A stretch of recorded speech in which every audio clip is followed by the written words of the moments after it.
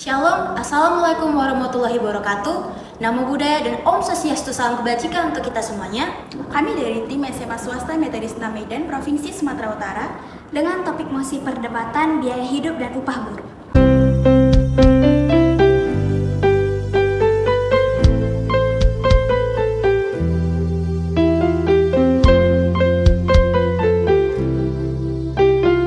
Untuk melindungi para pekerja agar mereka tidak dibayar terlalu murah, tidak dieksploitasi, sehingga dapat memenuhi kebutuhan hidup sehari-hari. Dengan itu, upah minimum ditetapkan berdasarkan beban biaya hidup. Dan karena beban biaya hidup di setiap wilayah berlainan, upah minimum juga berbeda di setiap daerah. Bahkan ketika Datanesia mencoba menelisik nilai UMK hanya di Pulau Jawa dan Bali saja, selisihnya masih sangat nyata. Umumnya kawasan aglomerasi di kota-kota metropolitan merupakan daerah dengan UMK paling tinggi.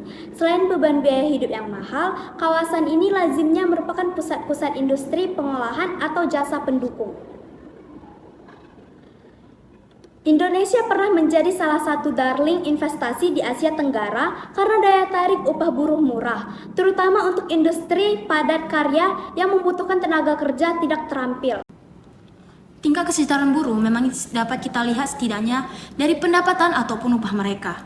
Yang dilihat dari datanya adalah secara nominal memang selama 3 tahun terakhir ini upah buruh tani maupun bangunan memang terus melonjak naik.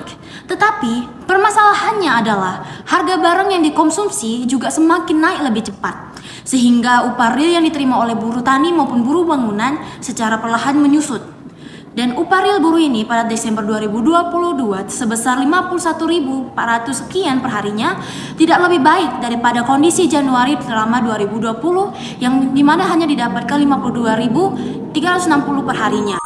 Sehingga upah real dari buruh tani di tahun Desember 2022 sebesar hanya 51.453 ribunya perharian. Tidak lebih baik daripada kondisi Januari di tahun 2020 yang mana sehingga bisa mencapai 52.360 perharinya. Daya beli petani yang diukur dari upah real justru makin sedikit. Padahal upah nominalnya meningkat dari 55.000 sekian pada Januari 2020 menjadi 59.229 di Desember tahun 2022. Argumentasi ini diperkuat dengan data realisasi rata-rata upah dari lebih rendah daripada UPM, yang dimana UPM ini adalah upah minimum provinsinya. Ternyata tidak selalu dipatuhi oleh para pelaku usaha. Pada tahun 2022, ada 11 provinsi yang realisasinya rata-rata upah buruhnya itu lebih rendah daripada upah minimumnya per provinsi. Aceh misalnya, dari UMP sebesar 3 juta sekian per bulannya menjadi simpangan sebesar minus 26,48%. Sebab rata-rata realisasi upah di provinsi ini sebesar 2.300.000 sekian. Begitu pula dengan upah real pada buruh bangunan. Pada Desember 2022, upah realnya sebesar 82.000 sekian pada perharinya, tetapi lebih besar dibandingkan Januari 2020 di mana bisa mencapai angka sehingga 85.000 sekian perhariannya. Padahal upah nominal buruh bangunan itu meningkat menjadi 89.000 pada Januari 2020 menjadi 94.000 pada Desember 2022. Disparitas ini antara upah nominal dan upah real ini bisa mendorong lebih banyak buruh tani dan buruh bangunan menjadi semakin miskin dan daya jangkauannya terhadap kebutuhan pokok juga kian melemah. Hidup makin berat, gaji cuma numpang lewat. Belum tengah bulan rekening sudah habis terkikis. Keluhan-keluhan di atas bukan barang baru, sangat jamak kita dengar.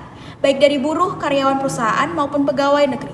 Pendeknya, sebagian besar dari mereka yang hidup dari uang gajian merasakan beban biaya hidup yang semakin menindih. Harga barang-barang melaju dengan cepat, sedangkan penghasilan rasanya hanya beringsut.